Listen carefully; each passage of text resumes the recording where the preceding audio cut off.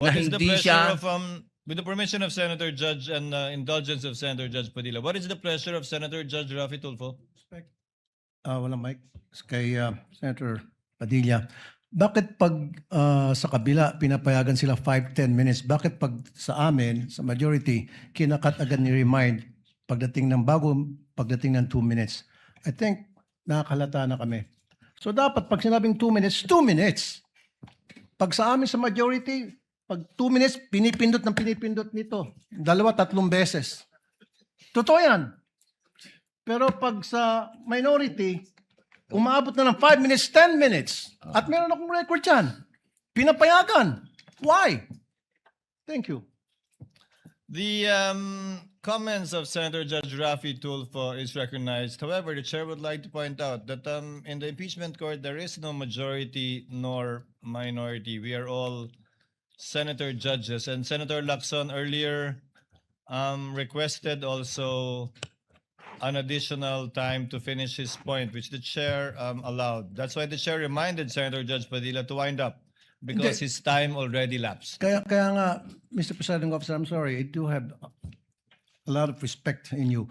Yung sa akin lang, kahit na sino senador, kapag dating na ng 2 minutes, pinipindutan ng bell eh. Ako ilang beses na ako nang pindutan ng bell. Nakakairita eh. Samantalang yung iba, hindi pinipindutan ng bell, umabot pa ng 5 minutes. I'm not referring to anybody here now. Yun lang yun eh. Kaya nga kuminsan, binubulungan ko na nun dyan eh. Oy, pindutin mo na yung bell. Para naman makapagsalita yung iba. Yun lang po.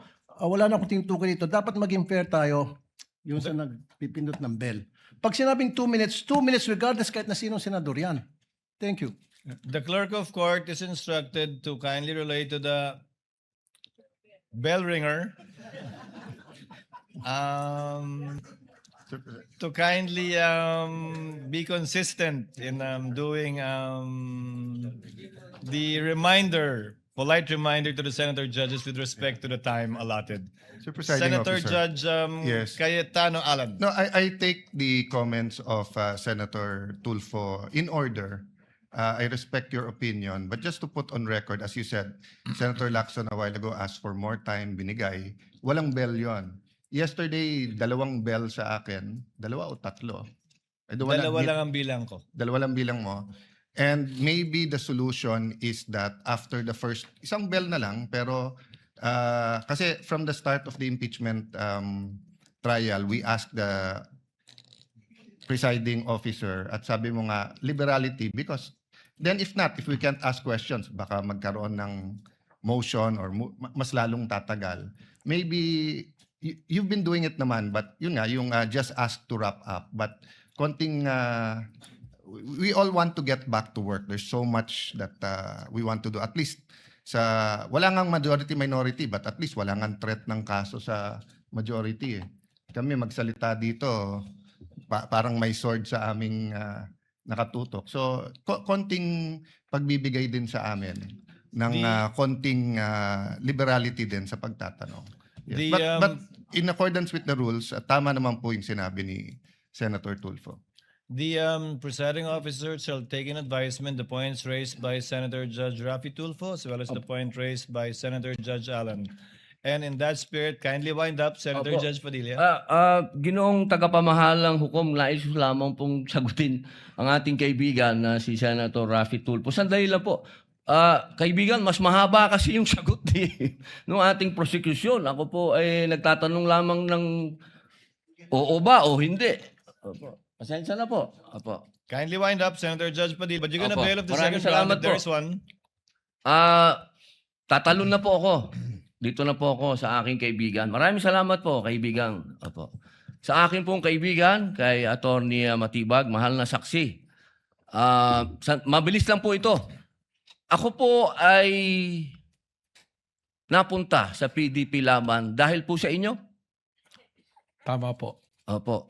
Kayo po ang kumimbinsi sa akin. Tama po. Campaign manager nyo pa po. Opo. At masasabi po natin na isa kayo sa nagpa-number 1 po sa akin. Tama po. Sa lugar po namin, number 1 po kayo. Opo.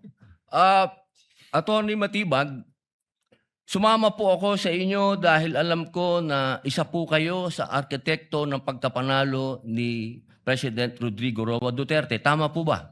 Hindi po. Sapagkat noong 2016, ako po ay ang campaign manager ng Region 4A ni Secretary Mar Rojas po. Ayun. So hindi po kayo connected nung panahon na yon kay Pangulong Rodrigo Roa Duterte? Hindi po. Opo. Kung kayo po ay nagtatrabaho sa mga iba't ibang politiko, kayo po ba ay matatawag na political analyst o political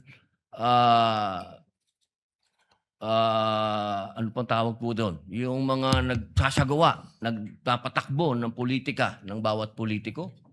Well, maaari pong matawag na tayo ay tumutulong sa ating pinaniniwalaan na kung sino po ang dapat manungkulan sa ating bayan.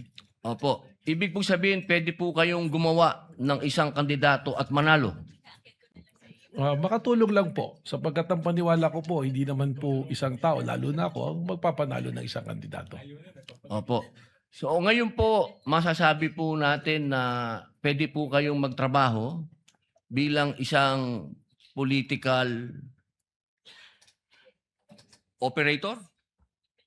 Ano po bang konteksto ng political operator? Ang ibig ko po sabihin, ako po ay nasasama sa isang political party noon. So tumutulong po tayong maipanalo ang isang kandidato ng political party. Opo. Maipanalo lang po? O ano po ba ang trabaho ng political operator sa Pilipinas? Pwedeng gumawa? Pwede din sumira? Well, ang political operator to be successful, kailangan po yung kanyang sasamahan ay magtagumpay ang kanya pong laban at advokasya. Okay. Yun lang po. Maraming salamat po, kaibigang attorney. Thank you, Senator Judge Padillas. The Senate President is recognized for his interjections. Thank you. Thank you, Mr. Presiding Officer. Tutuloy ko lang po yung mga katanungan ng mga kasamahan ho natin kanina. Mr. Witness, yung babalikan ko po yung persons of interest. Itong person of interest, ito yung nakausap niyong actual killer? Yung persons of interest po can be characterized na merong nakausap. Hindi, At pero merong- yung kausap niyo, ito ba yung actual na nakontrata? Well, persons of interest yun nga po, ang sinasabi nga po natin, ito yung maaring makapagturo. Hindi pa po natin nakausap ito lahat. Ang sinasabi ko po kanina, dun sa atin pong mga nakilala, meron na pong mga pamilya na gustong makipag-usap sa atin at magbigay ng impormasyon. Oh, hindi. Katunayan, nakakausap na po. Hindi, but, so ito, hindi ito yung actual na nakontrata?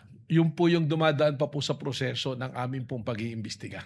Hindi, gusto ko lang by process of elimination. Yung nakausap niyo is hindi pa actual na nakontrata? Hindi po natin masiguro doon po sa natitirang numero kung ang isa doon ay siya talaga ang actual na nakontrata or grupo po. Yung ibang, nasabi niyo may iba rin ba kayong nakakausap pa? Tama po. Yung iba naman ay makakapagturo kung sino yung nakontrata. Tama po, Your Honor. Tama.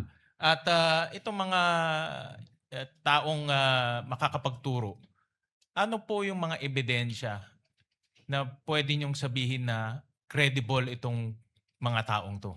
Doon na po mapasok yung mga intelligence report po sa amin using our tools, the human intel and Give the me an officers example. intel. Bigyan lang kami ng concrete example na ito ay credible, pwedeng paniwalaan na magtuturo. Just give us an example. Yung ginagamit po namin dito na human intel ay yung mga dati na rin po naming informants na nasa ground po na nakakakuha po ng mga intelligence na ipinapasa po sa amin. So base ito sa human intelligence. Human intel po, tama. Pero pwede ring mangyari na itong person of interest wala ring kalalabasan. Posible po yun. Nangyayari po yan sa mga kaso po na... So yung nasabi nyo kahapong 3 to 6 months, pwede rin after 6 months, 0. Walang kalalabasan. That is a possibility. Pero gaya nga ng sabi ko, because we were able to narrow down the numbers at meron pong strong indication right now, kasama na nga po yung hangarin ng mga pamilya nitong mga taong nakausap na tinitingnan natin, eh dito po namin ibinabase na mukhang lalabas po ang positibong resulta po. So in other words, yung probability, mataas. Mataas po. Gaano kataas? Bigyan nyo kami ng more or less lang in Siguro your own po opinion. from the scale of 1 to 10, dadun po tayo ngayon sa 6 to 7 po. 6 to 7 na merong kalalabasan na magtuturong may nakontrata. Tama po. Babalikan ko lang yung statement nyo na nakakausap nyo parati yung na-mention nyo yung Vice President Security Group. Tama Kasama po yun sa isinama natin na pag-aaral po, pag-imbestiga. Correct. Kasama ba sila sa persons of interest?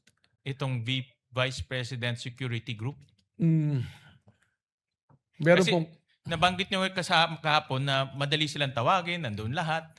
No? Kasama ba sila dito sa persons of interest ninyo? well, Kung pwede nyong sabihin, I know you're investigating, kung pwede lang sabihin, actually, meron pong personalidad na kasama ron. merong kasama doon. But naintindihan ko na itong VP Security Group is also members of the government.